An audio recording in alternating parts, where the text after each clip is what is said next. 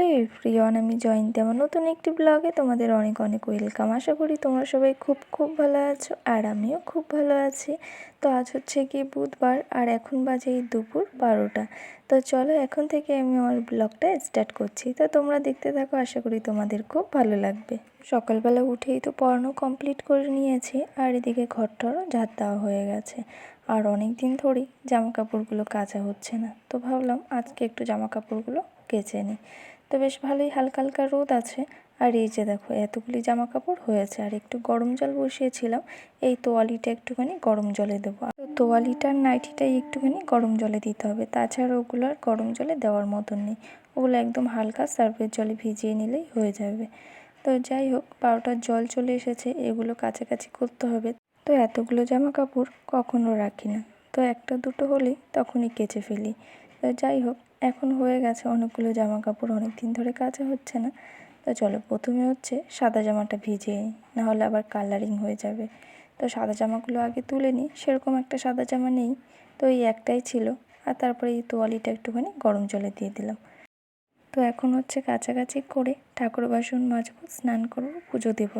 তো এগুলো করতে গিয়েই অনেকটা সময় চলে যাবে। তারপর তো টুকিটাকি একটুখানি কাজ আছে, বোতল ভরা, জল ভরা, এগুলো করতেই হয়। আর এদিকে দেখো শ্যাম্পু নিয়ে নিয়েছে দুটো, তো শ্যাম্পু দুটো এখন একটু গুলিয়ে নিচ্ছি। তো শ্যাম্পুর জলে হচ্ছে গিয়ে টব ভেজাবো একটা টব আছে, নতুন টব। তো ভাবলাম যে ওটা সার্ফের জলে দেবো না, তো তার কারণে ওটা শ্যাম্পু গুলিয়ে নিচ্ছি। তো শ্যাম্পুর জলে ওই টবটা দিয়ে দেবো। তো এই যে দেখো এই টপটা বেশ ভালোই পরেছিলাম, আর এটা পরে না বেশ আরাম আছে, এই টপটা ভালোই লাগে, নরম আছে বেশ। তো চলো ঝটপট করে সমস্ত কিছু কেচে নিই। আর দেখো সমস্ত কিছু ভেজানোর পরে এখানে তো এক বালতি হয়ে গেল, কি এরকম জামা কাপড় দিলাম তারপরেও এক বালতি হয়ে গেছে। তো চলো এগুলো কাচতে গিয়েই আমার অবস্থা খারাপ হয়ে যাবে আজকে, তো অনেকটাই সময় লাগবে। আর এতগুলো করে কাচি না, তো আমার অভ্যেস নেই, এই দুটো তিনটে থাকলেই কেচে দিই। আর এদিকে তো সমস্ত জামা কাপড় কাচা হয়ে গেছে। তো চলো একে একে করে সমস্ত জামা কাপড়গুলো মেলে দিই।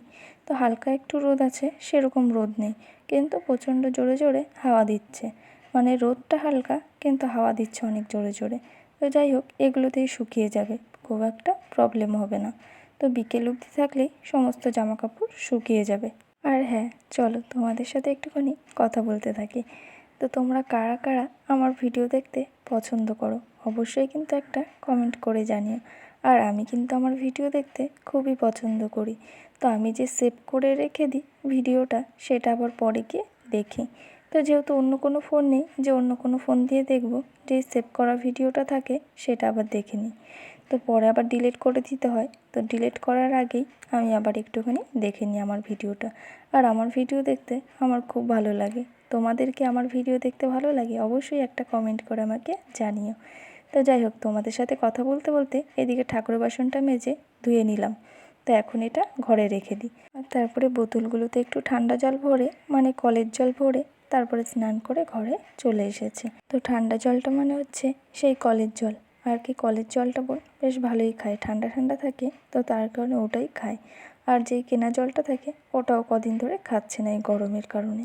তো ওই জলটা বেশ গরম থাকে ঘরের জলটা, তো তার কারণে আর ওই ঘরের জল খায় না। তো এখন হচ্ছে কি ওই কল থেকে ঠান্ডা ঠান্ডা জল পড়ে, সেই জলটাই খায়। তো তার কারণে জগে আর বোতলে একটু জল ভরে নিলাম। তারপরে দেখো এদিকে পুজোও দিয়ে নিচ্ছি, আর তোমাদের সাথে কথাও বলছি। তো পুজো দেওয়া কিন্তু কমপ্লিট হয়ে গেছে।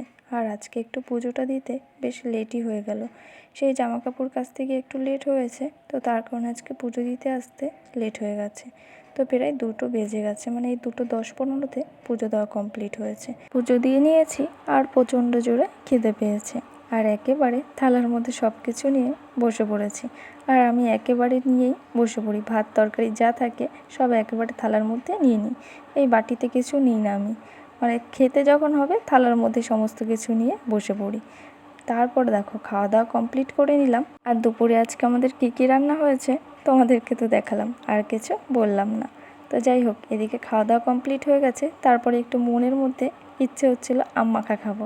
তো তাড়াতাড়ি করে একটা আম কুচিয়ে নিয়েছি, আর আজকে 4টে লঙ্কা নিয়েছি, একটু ঝাল ঝাল করে মাখা খাবো। আর এদিকে দেখো আম মাখা খাওয়ার জন্য একটা নতুন মানুষ পেয়ে গেছি, মানে একটা বাচ্চা সদস্য পেয়ে গেছি।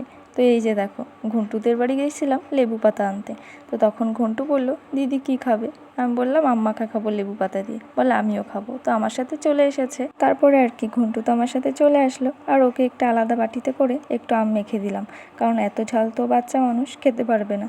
তো একটু বাটির মধ্যে অল্প করে আম নিয়েছি, আর একটুখানি নুন, চিনি আর একটুখানি কাসুন্দ দিয়ে ওকে লঙ্কা ছাড়াই মেখে দিয়েছি। আর তারপরে দেখো ওটাই খুব ভালো খেয়েছে। তো ওকে হচ্ছে গিয়ে দিয়ে দিয়েছি, ওর মা আবার নিতে চলে এসেছিলো, তো লেবু পাতার মধ্যে দিয়ে দিয়েছি। আর এদিকে দেখো আমাদের কিন্তু আম মাখা কমপ্লিট হয়ে গেছে। আর খুব একটা বেশি আম কাটিনি আজকে, একটা আমি কেটেছি, আর সবসময় একটা আমি কাটি, খুব একটা বেশি দুজনের হয়ে যায়, একটা বড় আম কাটলেই দু বোনের হয়ে যায়। তো যাই হোক, আজকে তো প্রচণ্ড ঝাল হয়েছে, আর মুখ চোখ দেখো একদম ঘেমে একাকার হয়ে গেছে। তো আজকে ইচ্ছে ছিল ঝাল করেই খাবো, আর সেটাই খেলাম, আর মাথাও ধরে গেছিলো। তো চলো আজকের এই আম মাখা খেতে খেতে আজকের ব্লগটা এখানেই শেষ করছি। ব্লগটি যদি ভালো লেগে থাকে লাইক, কমেন্ট, শেয়ার আর সাবস্ক্রাইব করে দিও। নতুন একটি ব্লগে আবার তোমাদের সাথে দেখা হচ্ছে। ততক্ষণ অবধি সবাই সুস্থ থেকো, ভালো থেকো, সবাইকে টাটা।